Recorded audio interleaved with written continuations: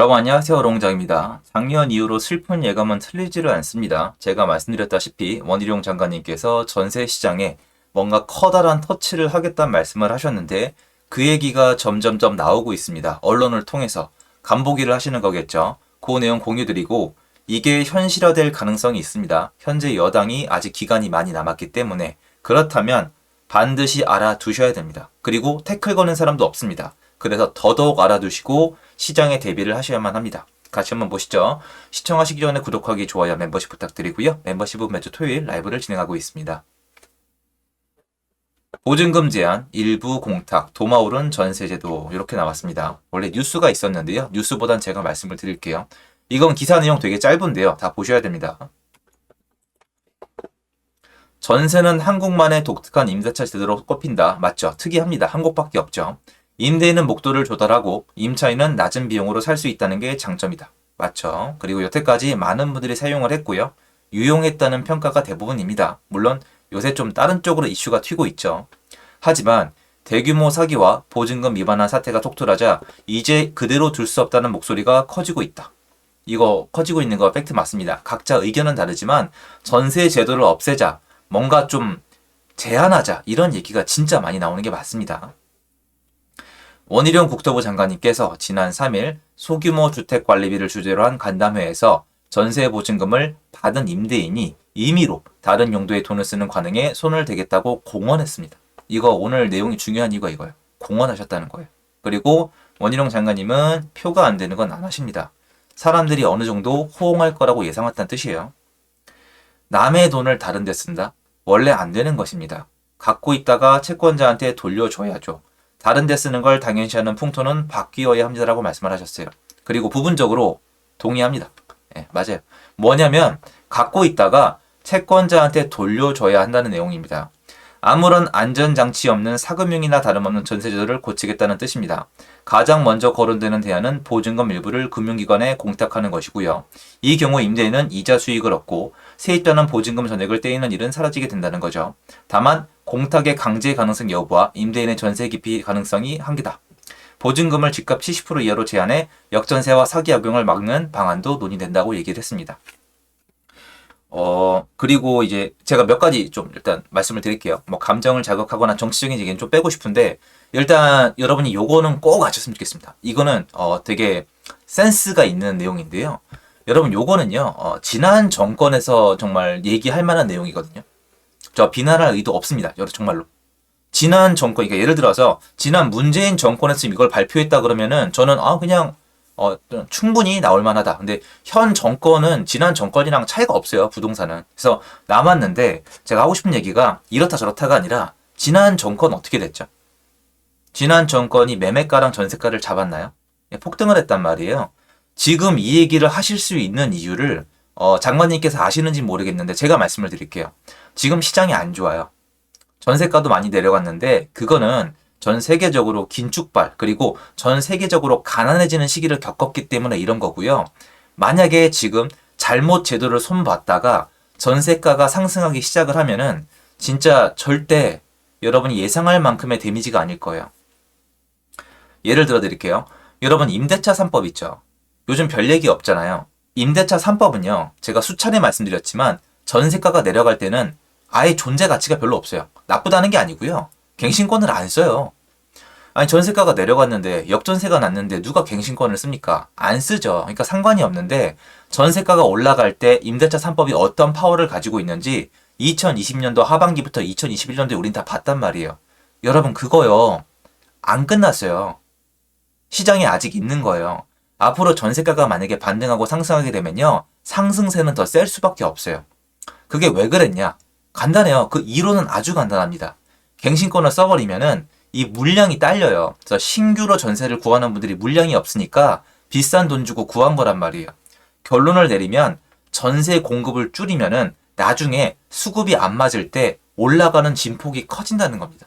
그런데 여기 내용을 보면은 뭐냐면 임대인이 전세를 놓는 이유를 완전히 정반대로 말씀하시고 있는 건데요. 요게 뭐냐면은 집을 가지고 있는 놈은 투기꾼이다. 갭 투자는 죄악이다. 라는 그런 신념을 가지면 생각할 수 있는 거예요. 왜냐면 이거 제가 봤을 때 많은 분들이 딱 들으면은 지지할 수밖에 없어요. 그래, 집주인 놈이 전세금을 받았잖아? 그럼 가만히 가지고 있다가 돌려줘야지. 이걸 왜 딴 데 써라고 얘기하시는데, 사실 임대인 입장에서는요, 그럴 게 아니면 전세를 놓을 이유가 없어요. 그러니까 이거는 전세를 놓아보거나 이런 임대차 사업을 안 해보신 분이 하실 법한 얘기긴 한데, 아무튼 뭐 장관님이시니까 뭐 생각이 있으시겠죠. 그리고 70% 이하로 내린다? 그럼 이건 뭐냐면은 가격을 강제로 정한다는 거거든요. 그러면 이건 공산주의 국가랑 또 똑같은 거거든요. 지금 이 시기에 이 얘기가 나올 수 있는 것도 전 충격인데, 이거 사실 원희룡 장관님 말씀하셔도 돼요. 왜냐면 이쪽 보세요. 무자본 갭투자 차단 기능이 장점이지만 부동산 시장 여건이 달라지면 적용이 힘들 수 있다. 쉽진 않겠죠. 그런데 여기 또 한 분이 주택 가격이 떨어지던 지역들이 다시 우상향으로 돌아선다 했을 때 무자본 갭투자가 불법이라 못하게 한다면 불법의 요소는 어디 있고 한계는 어디 있고 뭐하다는 거지. 이게 좀 어렵다는 거예요. 어려운데 그래도 사실 여태까지 봤을 때 한다면 하는 거죠. 한다면 하는 거죠. 그런데 제가 원희룡 장관님 이렇게 말씀하시고 이렇게 할 수 있다고 얘기하는 이유가 뭐냐면은, 원희룡 장관님은 굉장히 영리하신 분이에요. 그리고 전 능력이 출중하다고 생각을 하거든요. 원희룡 장관님 입장에서 과거 데이터를 봤을 때 임대차 3법을 통과시키거나 임대차 3법을 만든 사람조차도 지금 정치권에서 큰 소리 떵떵 치고 다니거든요. 임대차 3법은 여러분 역사에 남을 법이에요. 그런데 좀 아무런 부작용 없어요. 임대차 3법도 통과시키고 지금 잘 먹고 잘 사는데 원희룡 장관님이 이거 통과시킨다고 누가 뭐라 그러겠어요? 전 그렇게 생각을 하거든요. 그러니까 말씀하실 수 있다고 생각을 해요. 그리고 이게 만약에 이게 통과가 되면은 어쩔 수 없이 전세 공급은 줄어들 수밖에 없거든요. 저는 이제 영상을 통해서 계속 말씀을 드렸잖아요. 주택을 사서 전세를 놓는 사람들을 늘려서 공급을 늘려야 매매가랑 전세가랑 벌어지고 이 사단이 없어진다고 말씀을 드렸는데, 사람들이 여기 호응을 안 하면은 이게 통과가 될 거란 말이에요, 나중에. 그러면 제가 이제 또라이가처럼 들리시겠지만 여러분 집 사세요. 이거 전세가 폭등할 거예요. 그리고 지금 시장은 체질이 바뀌어서 전세가 올라갈 때 매매가 같이 올라가요. 제 수업을 들은 분은 아시죠, 여러분? 2020년도 하반기랑 2021년도에 왜 전세가랑 매매가랑 동반 상승했는지 제가 정말 제 나름대로 정확히 분석을 했거든요. 제가 현장에 나가서 다 확인을 했는데 이유가 정말 수급에 있어요. 그 당시엔 몰랐지만, 왜냐면 임대차 3법이 통과가 되고 4년은 지나봐야 이게 시스템을 제가 파악이 가능하다고 말씀을 드렸잖아요. 데이터가 좀 나오고 있는 건데요. 이렇게 하면 더 힘들어지거든요. 근데 지금은 아무런 느낌이 없죠. 지금은. 왜? 지금은 전세가 나름대로 안정돼 있다, 내려가고 있다는 생각이 들 테니까. 그런데 이런 시스템으로 갖춰서 전세 공급을 더 축소시키고 지금 15개월 넘게 사서 전세를 못 나고 이런 걸 다 합쳤을 때 나중에 만약에 전세 시장에 상승이 나왔을 때 이거는 제가 봤을 때 잡을 수 없을 거예요. 아예. 잡을 수가 없어요. 왜냐?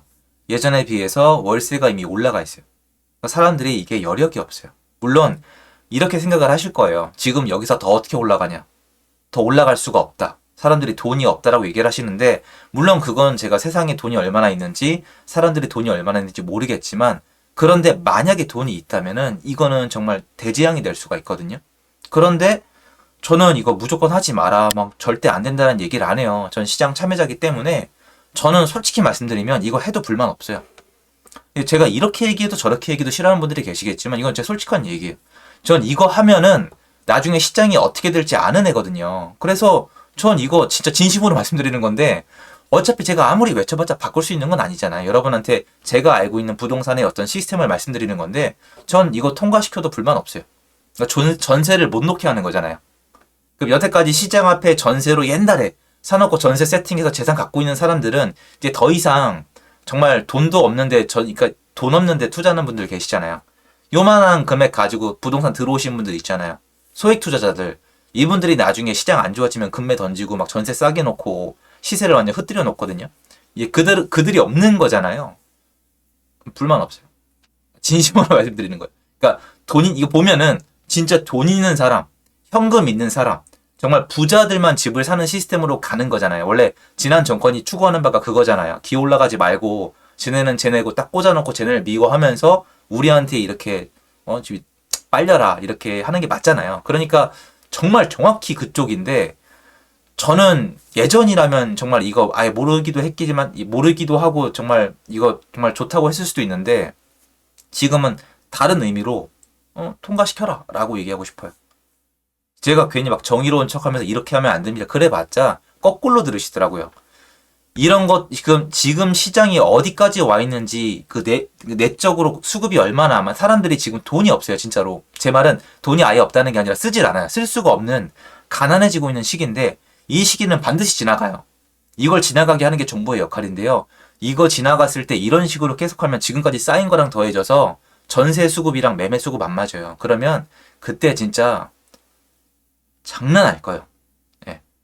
그러면 제 입장에서는 솔직히 이거 어떻게 될지 뻔히 보인단 말이에요. 버틸 수만 있으면. 그래서 저는 이거 안 좋다라고 말씀드리는 거예요. 저는 이렇게 하면 안 된다고 여러 번 말씀을 드렸고 어떻게 해야 될지에 대해서 이미 제 영상에서 말씀을 드렸는데요. 이렇게 하시겠다면 어쩔 수 없다고 생각을 하고 전 정권이 했던 것처럼 하시면 시장의 결과는 저는 뭐 지금 당장은 아니겠지만 정해져 있다고 생각을 합니다. 그래서 이거 제가 반대한다고 뭐 반대되는 것도 아니고 안타깝긴 한데 저도 어떤 분을 뭐 저보다 훨씬 더 높은 분인데 뭐 언제까지 제가 왈가왈부 하겠어요. 자기 위치가 있는 건데. 그런데 이렇게 되면은 저는 제 딴에 많은 걸 준비할 수 있을 거란 생각을 좀 말씀드리고 싶습니다. 여러분도 이거 알아두셔야 됩니다.